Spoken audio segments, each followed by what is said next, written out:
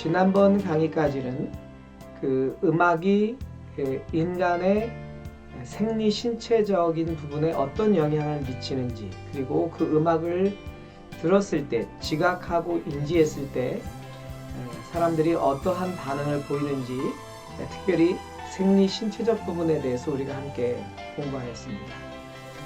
이번 강의에서는요, 그 음악을 지각하고 인지하고 음악의 영향력 안에 있는 사람들의 그 심리적인 반응들은 어떤 것일까? 정말 그 음악이 사람의 심리적인 부분에 영향을 미칠까? 이 부분에 대해서 우리가 함께 심도 있게 공부하고자 합니다. 첫 번째 질문은 이것입니다. 음악의 힘이 인간의 행동을 바꿀 수 있을까? 여러분들은 어떻게 생각하십니까? 음악의 힘이 인간의 행동을 바꿀 수 있을까요? 최근 외국 TV 프로그램에서의 흥미로운 실험이 하나 있었습니다. 지하철 에스컬레이터의 계단이 둘 다 있는 상황입니다. 대부분의 사람들은 대체적으로 에스컬레이터를 이용했지요. 그때 갑자기 영화 로키의 주제가가 영내를 가득 채우며 들려왔습니다. 권투 선수 여러분, 실버스타 스탈론이 주연이 돼서 나왔던 그 시리즈 영화였죠. 매번마다 불굴의 의지로 오뚜기 정신으로 넘어졌다가 일어나면서 결국 챔피언에 올랐던 로키의 영화 주제곡 많이 익숙해 있을 줄 압니다. 그 음악이 들려온 이후에 에스컬레이터와 계단의 이용 빈도는 어떤 변화가 생겼을까에 대한 실험이었습니다. 아마 이 실험에 참여했던 연구자들은 사람의 생각 속에 이 음악을 들으면서 아마 이런 질문들을 하지 않을까 하는 그 연구 목적을 가지고 이 테스트를, 이 실험을 하지 않았을까 싶은데요. 첫 번째는 로키의 주제가가 사람의 심리에 미치는 영향이 있을까? 두 번째는 로키의 주제가를 들으면 무엇이 떠오르는가? 세 번째, 회색 후드티를 입고 섀도우 복싱을 하며 달리는 한 남자의 날카로운 눈빛이 어떤 의미일까?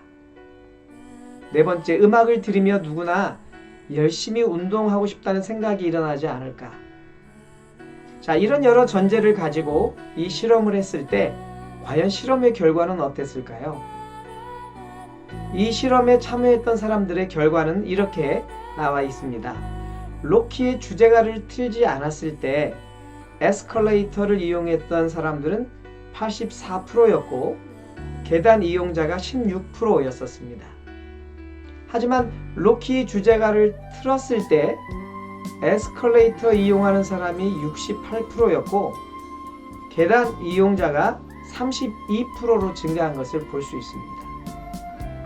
틀지 않았을 때는 16% 정도의 그 이용자들이 있었던 이 계단 이용자들이 이 음악을 들으면서 뭔가 심리적으로 나도 운동을 해야 되겠구나, 나도 몸의 건강을 위해서 또 내 미래의 건강을 챙기기 위해서라도 에스컬레이터보다 계단을 활용해야 되겠구나, 이런 생각이 들지 않았을까 하는 생각이 듭니다. 여러분들은 이 실험 결과에 대해서 어떻게 생각하는지 모르겠네요. 게스턴이라고 하는 그 음악학자는 이렇게 얘기합니다. 심리학자이기도 하죠. 음악 치료에서 사람은 미적인 구조를 만드는 데서 벗어날 수 없는 존재다. 게스턴은 미적인 경험은 인류가 환경에 적응하고 자신을 조절하도록 하는 최고의 장치라고 말을 했는데요. 게스턴은 특별히 음악 안에 있는 미적인 경험이 우리 자신을 조절할 수 있는 최고의 장치다라고 이렇게 의견을 개진하고 있습니다.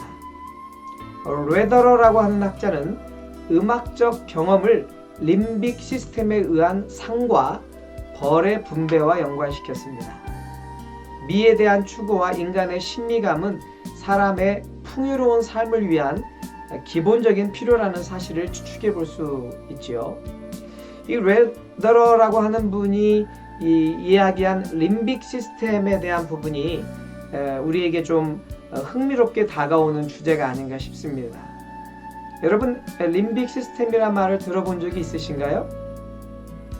림빅 시스템은 대뇌 변역계를 의미하는 것입니다. 우리가 지난 강의에서 두뇌에 대한, 대뇌에 대한 공부를 했는데요.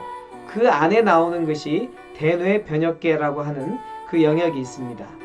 우리의 뇌, 대뇌방구의 안쪽, 밑면에 존재하는 것으로 특별히 이 림빅 시스템은 감정과 기억을 담당한다고 알려져 있습니다. 이러한 림빅 시스템을 포유동물 이상에서 관찰된다고 하는데 사실 해부학적으로 매우 복잡해서 아직도 제대로 연구가 되어 있지는 못하다고 하는데요. 하지만 1952년에 맥린이라는 인물이 포유류의 오래된 뇌를 통해서 소개되고 알려졌습니다. 지금까지 밝혀진 바로는 이 부분을 자극하면 특정 생각과 감정이 발생한다라고 이렇게 알려져 있습니다. 특별히 이 림빅 시스템에는요, 이 명령을 주는 그 세 가지 영역이 있습니다. 자극지령, 지배지령, 균형지령이 이 림빅 시스템에 의해서 영향을 받고 있다라고 하는 것이죠. 자극지력은 우리가 느끼는 쾌락적인 것들, 호기심, 불만족에 대한 욕구 충족 감정, 행동 유발, 이런 부분들을 일으키게 되고요. 그래서 이런 사람, 이 영역에서는 창의력, 상상력, 탐험 정신, 이런 부분들에 대한 것을 끌어오르게 하는 생각과 감정을 조절하는 그런 기관입니다. 특별히 이 자극지령 쪽이 많이 발달되고 영향을 받는 사람들에게는요, 이런 방랑벽, 역마살이 있는 그런 형태로 나타난다고 얘기를 합니다. 지배지령이라고 하는 것은 모든 것을 지배하고자 하는 욕구이겠죠. 권력, 힘, 권위, 욕망과 욕심, 경쟁심. 그래서 이런 사람들은 아주 발전에 대한 열망이 강하고 아주 진보적일 수도 있고요. 아주 자율성에 강합니다. 그래서 저항정신이 아주 강하게 드러나는 아주 정치지향적인 이런 성격을 보여주고 있습니다. 균형지령이라고 하는 것은 우리 삶의 안전에 대한 욕구가 많이 발생되고 있는 그런 대뇌에서의 명령이 있는 것인데요. 특별히 이런 사람은 조화와 질서를 추구한다고 얘기합니다. 이 림빅 시스템은 엄밀히 얘기하면 그냥 뇌의 기능이라고 보면 되겠습니다. 뇌가 CPU 기능을 하지 않습니까? 중앙 제어 장치로 모든 명령을 하게 되는데 그 림빅 시스템이나 이 뇌의 CPU 기능이나 거의 같은 의미라고 여러분 생각하시면 되겠습니다. 그래서 이 레데러라고 하는 학자는 이 림빅 시스템에 의한 상과 벌의 분배와 연관시켰다라고 하는 것인데, 음악을 우리가 청취하거나 또 음악을 창조하거나 또 음악과 함께하는 그 시간들 속에서 그 음악을 들을 때, 감상할 때 그 음악으로 말미암아 우리 감정과 생각 속에 이런 내가 너무너무 행복해, 그리고 내가 이 음악을 통해서 너무나 그 좋은 경험을 하고 있어, 이렇게 음악 안에서 주어지는 상에 대한 것, 그리고 이제 그 상에 대한 일반적인 개념은 협화음인 것이죠. 아름다운 음악인 것입니다. 누구나 들어서 좋다라고 하는 그런 협화음에 대한 부분은 상적인 부분으로 우리에게 인식이 되어지고요. 불협화음, 내가 원하지 않는 소리나 깨어진 그리고 정리되지 않은 소리에 대해서는 불협화음적인 요소로 우리 감정을 상하게 하고 그것이 우리에게 벌적인 요소로 지각되어진다라고 하는 내용입니다. 타우트라고 하는 학자는 음악이 의미 있는 정서적 반응을 일으키는 것은 임상적 상황에서 정서수정과 직접적인 연관을 갖게 된다고 주장하였다. 정서수정이야말로 행동학습과 변화의 필수 요소라는 것이다.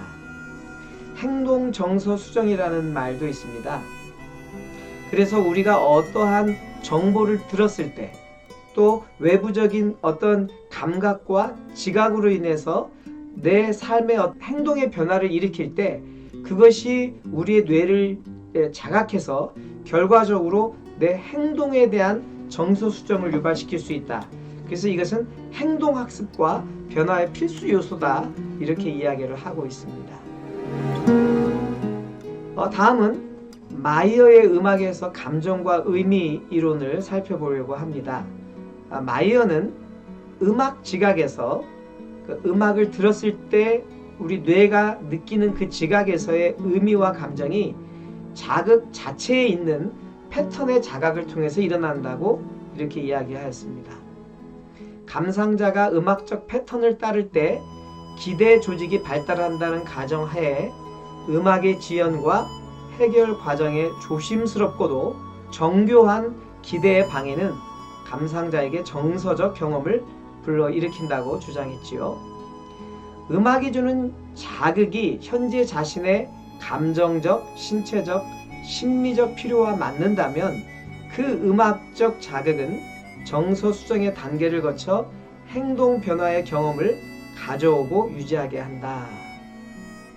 특별히 이 마이어의 음악에서의 자극 요소는 음의 빠르기와 음의 색깔들을 가지고 이야기하고 있는 것을 볼 수 있습니다. 제가 이 마이어의 감정과 의미 이론을 살피다가 우리 사람 모두에게 근본적으로 가지고 있는 이 원초와 자아, 초자아에 대해서 생각을 해보게 되었습니다. 사람은 고통스러운 것을 기억하지 않으려고 경험한 것 중에서 생각하고 싶지 않은 것, 이런 부분들에 대해서 우리가 기억하지 않으려고 하는 경향이 있고요. 기억하고 싶지 않은 것들을 억압해서 무의식 속에 집어넣어 버린다는 억압 이론을 발견하게 된 프로이드가 이 사람이 경험한 것을 기억하는 것이 의식이고 기억하고 싶지 않은 것, 즉 알지 않으려고 하는 것, 생각하지 않으려고 하는 것은 무의식이다라고 정의를 내리고 있습니다. 다시 한번 이 프로이드가 얘기하고 있는 의식과 무의식의 그 정의를 우리가 잘 이해하면 좋을 것 같습니다. 내가 기억하고 싶은 것은 의식이고 기억하고 싶지 않은 것은 무의식이라고 하는 것이죠. 그래서 그 의식과 무의식 그 안에, 더 깊은 영역 안에 원초자아, 자아, 초자라고 하는 이런 세 가지 구조로, 그런 밭으로 우리 마음이 구성되어 있다라고 얘기를 하고 있습니다. 심리학적 견지에서 음악은 원초와 자아, 초자아의 각 부분에 영향을 주게 된다. 음악은 인간의 욕구를 자극하거나 표현하며 때로는 이를 해소해 주기도 하고 감소시켜 주기도 한다. 이것은 본능에 영향을 주고 자아를 강화하는 동시에 감정을 발산시키거나 하여 초자아에 영향을 준다. 음악은 초자아에 적용하여 감정을 승화시키거나 수준 높은 미적 경험과 풍부한 심미적 경험을 갖게 해준다. 다시 한번 우리가 좀 이해해야 될 부분은 원초와 자아, 초자아가 뭐냐라고 하는 것이죠. 사실 원초아는 우리의 가장 인간이 갖고 있는 그런 원론적인 부분 안에 있는 욕망과 쾌락적인 욕구를 표현하고 있는 것입니다. 어린 아이들은요, 정말 자신의 욕망, 욕구 안에서 나오는 그대로 행동을 하게 되죠. 무언가 자기의 삶에 불편하게 되면 울고 소리 지르고, 또 경우에 따라서는 배설하고, 또 자기의 욕구가 채워지지 않았을 때는 아주 그 원초적인 방법들을 통해서 자기의 의견과 의도를 개진하고 있는 것을 볼 수 있습니다. 바로 인간의 가장 본성에 있는 제일 아랫단계, 아주 원초적이고 그리고 원시적인 부분에서 드러나는 감정, 이런 부분 안에 충실한 것들을 원초아라고 얘기를 합니다. 자아라고 하는 영역은요, 빙산의 일각처럼 한 부분이 전체 인격과 우리의 삶 속에, 구조 속에 한 부분이 드러나 있는 부분입니다. 그래서 계속 우리의 자아는 또 다른 내 안에 있는 자아를 계속 찾으려고 하는, 그리고 그 자아를 학습하고 그 자아 안에서 새로운 동향을, 운동력들을 만들어내는 것을 볼 수 있습니다. 이성적이라고 얘기를 하죠. 그리고 학습적인 능력이 있기 때문에 이 자아에 대해서 우리가 훈련하고 또 이것이 윤리적으로, 도덕적으로, 사회적으로 우리의 인격이 만들어지는 하나의 틀이라고 볼 수 있습니다. 초자아는 우리 안에 있는 삶의 모든 영역에서 균형 감각을 갖고 바른 생활 소년, 아니면 이제 우리가 잘 알고 있는 것처럼 법 없이도 살 수 있는 이상적인 미래관을 갖고 그렇게 살아가고 있는 사람의 모습을 볼 수 있습니다. 예를 들면 원초아에서 나 너무 배가 고프다. 그런데 내 친구네 집에 갔더니 어느 곳에 보니까 탁자 위에 아주 맛있는 그 음식이 준비되어 있다. 너무나 많은 양이 있기 때문에 너무 배가 고프니까 그냥 내가 이것을 먹어도 될 거야. 좀 먹지 뭐. 누가 알겠어? 이런 마음으로 이 원초아는 그렇게 마음이 일으켜 나오는 것입니다. 하지만 자아는 그래도 이거 내가 먹게 되면 내 친구가 너는 도대체 남의 집에 와서 예의도 없어? 그 정도도 참지 못해? 이렇게 얘기하지 않을까? 그러면서 내 자아에 갈등이 생기고 이 부분에 대해서 스트러글이 생기는 과정을 겪고 있는 것이죠. 초자아 영역은 이렇게 반응합니다. 내가 좀 기다렸다가 친구가 오면 야, 내가 지금 너무 배가 고픈데 이 음식을 좀 먹어도 되지 않겠니? 이렇게 아무렴 내가 배가 고프다고 하는데 그 친구가 이 음식을 주지 않지 않을까? 이렇게 자기가 판단하고 자기의 의식으로 그렇게 생각한다는 것이죠. 그래서 이 음악이 주는 자극은 바로 이렇게 우리의 이 내면 속에 있는 이런 원초와 자아, 초자아의 영향을 받는다라고 하는 것입니다. 그래서 인간의 욕구 안에 내가 자극됐거나 표현되어지는 것들이 내 안에 있는 감정들을 해소해 주기도 하고 경우에 따라서는 그것들이 불러일으키기도 하는 그런 기능을 한다는 것입니다. 그래서 우리가 아마 슬플 때 슬픈 음악을 들으면 도리어 더 슬퍼지는 것이 아니라 그 감정이입과 동질성의 원리에 의해서 내 감정이 회복되어지는 것을 볼 수 있습니다. 다시 한번 여러분 원초와 자아, 초자아에 대해서 한번 생각해 보시기 바랍니다. 맨들러의 감정인지 이론. 맨들러는 감정적 반응이 자율신경 시스템의 생물학적 환기에 의해 나온다는 입장에서 생물학적 적용 가치를 고려한 종합적인 견해를 발달시켰다. 자극 요소는 음악적 패턴의 구조와 형식이 감정적인 부분 안에 우리의 생물학적 적용으로 우리의 모든 삶의 영역 속에 영향을 준다라고 하는 것이죠. 이 인간 인자는 예견과 감각의 확인 간의 지속적인 내면 활동, 그래서 음악이 어떻게 전개되어질 것인지, 그 음악의 끝은 어떻게 될 것인지에 대한 끊임없이 기대하고 예상하면서 그 음악과 따라가면서 내 감정도 따라간다라고 말하고 있는 것입니다. 그의 이론은 음악에 대한 감정적 반응이 자율신경 시스템에 가까이 연결되는 것을 적용하고 있습니다. 그래서 그의 이론은 음악에 대한 감정적 반응이 자아인식, 내면의 갈등 해결, 감정 방출, 자아 표현, 감정과 태도에서의 변화, 건강한 관계의 발달, 잠정적 충격에서의 치료, 깊은 자기성찰, 현실 인식, 인지적 재구성, 행동 변화, 삶의 의미와 충족, 영적 개발. 사실 이것이 우리 안에 있는 자율신경 시스템, 자율 시스템에 의해서 우리의 내면의 다양한 이런 인식되어지는 것, 갈등들, 감정 방출들, 자아 표현들, 이런 부분에 영향을 준다라고 이 맨들러는 이야기하고 있는 것입니다. 그러니까 우리가 외부에서 음악을 들었을 때 그 음악으로 말미암아 우리 내면의 세계에서는 아주 다양한 그 반응들을 보이고 그 반응들이 우리 신체의 각 영역에서 다양한 활동으로 결과로 표출되어지는 것을 볼 수 있습니다. 벌린의 감정 환기 보상 이론. 벌린은 음악 미학적인 측면에서 환기, 정서, 보상을 연결시켰다. 음악 이외의 학습된 연상으로 야기된 의미 있는 보상이다.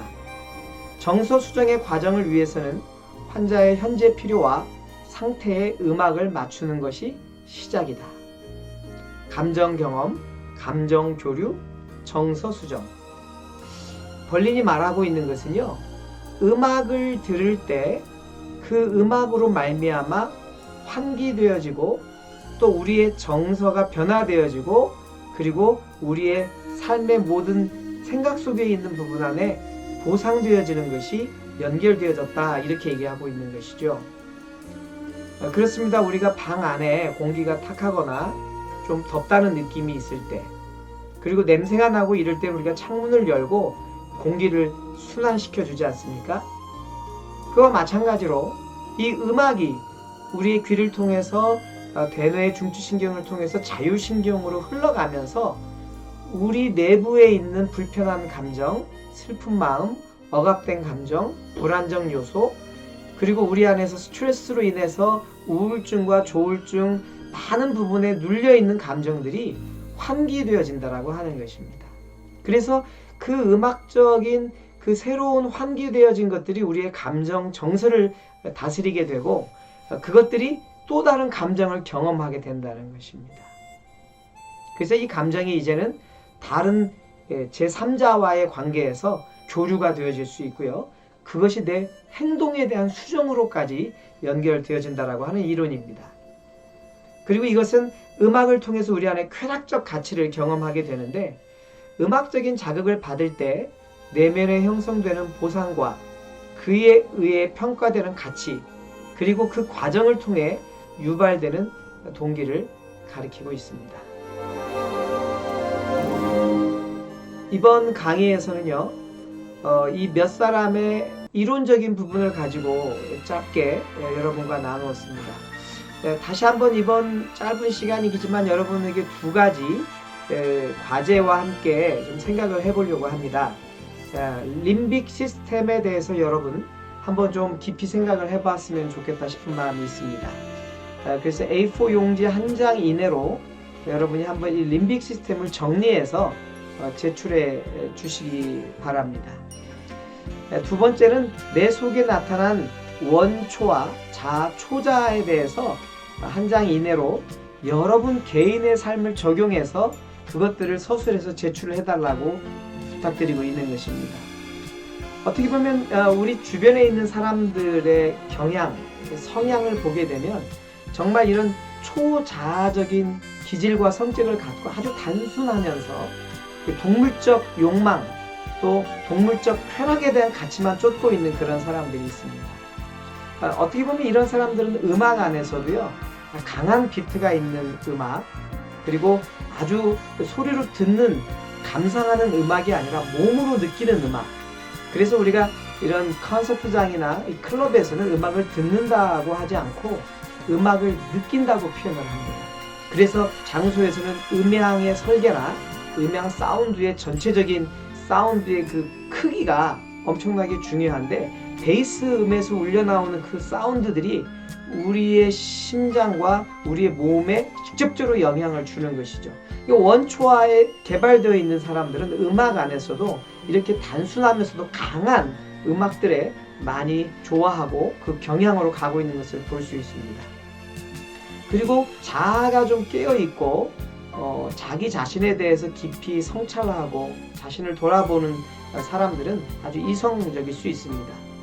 그래서 내가 지금 내 삶에 내가 이성적인 삶을 살고 있고, 또 그래서 모든 관계와 또 내 미래에 대한 계획, 지금 현재 내 삶의 상태가 정말 바람직하게 살고 있는지를 내가 이성적으로 내 자아를 보면서, 이 자아라고 하는 것은 내 속에 있는 또 다른 나이거든요.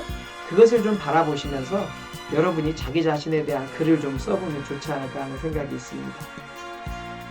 초자아는 정말 내가 이루고자 하는 꿈에 대한 이야기를 담고 있습니다. 닭 한 마리가 여러 닭들과 함께 이제 마당에서 먹이를 쪼아 먹고 물을 마시면서 살아가고 있습니다. 그런데 하늘을 올려다 보니까 독수리 한 마리가 하늘 위에서 아주 창공을 활주하면서 날아가고 있는 것을 보입니다. 그러다가 그 독수리가 이 닭이 살고 있는 그 담벼락에 와서 앉아 있는 것입니다. 이 닭이 너무나 위용이 멋있고 크고 힘있어 보이는 독수리를 보면서 너무너무 동경한다는 것이죠. 나도 저렇게 독수리처럼 먼 하늘을 날고 저렇게 힘이 있어서 어떻게 보면 조류의 왕이라고 하는, 새들의 왕이라고 하는 그런 삶을 살고 싶다. 그러면서 이 독수리를 보면서 꿈을 꾼다는 것입니다. 계속 이 독수리에 대한 꿈을 꾸고 있는데 어느 날 비가 온 날이었습니다. 비가 온 다음 날 마당에 고여있는 물을 비추어서 자기를 보니까 오래전 그 독수리를 보면서 꿈꿔왔던 그 독수리의 얼굴 모습이 자기에게 보여지고 있다고 하는 것입니다. 이 닭은 자신이 눈에 보여지는 여러 닭들을 보면서 난다는 생각도 할 수 없었고 날 수 없다라고 생각을 했던 것입니다. 하지만 이것은 닭이 아니라 옛날 이 주인이 산에 가서 독수리 새끼를, 다친 새끼를 데리고 와가지고 이 닭장 다구리 안에 집어넣었다라고 하는 것입니다. 그래서 이 독수리는 자기가 살아오면서 늘상 보았던 것이 닭들이었기 때문에 자기 자신도 닭이라고 하는 정체성 속에서 독수리처럼 날 것을 꿈도 꾸지 못했다라고 하는 것이죠. 그렇습니다. 초자아는 우리 안에 내면에 숨겨져 있는 무한한 가능성을 일으켜주는 것이죠. 음악을 통해서, 이 음악이 들려오는 소리를 통해서 우리 내면의 많은 영역들 안에 무한한 꿈을 꿀 수 있다라고 하는 것입니다. 음악 자체가 이런 힘을 줄 수 있는 것은 아니겠죠. 이 음악으로 감정 변화, 정서, 행동, 많은 영역 안에서 우리의 행동 유발에 대한 또 다른 내 마음속에서의 결단과 의지와 노력과 그리고 실제적인 삶의 적용이 있을 때 우리는 이 초자아를 통해서 새로운 인생을 꿈꾸게 될 것이라고 하는 것입니다. 과연 내게 주어진 이 삶의 형편 속에서 어떻게 내가 더 긍정적으로, 능동적으로 어떤 순기능적인 생각들을 가지고 내가 내 자신을 잘 개발하고 새롭게 만들어갈지에 대해서 우리가 생각해 보면 좋겠다는 생각을 갖습니다. 이번에는 여러분 이 몇 가지의 이론을 통해서 다시 한번 여러분 안에 환기되어지고 정서 안에서 새롭게 변화되어지는 그런 시간이 되었으면 좋겠습니다. 수고하셨습니다.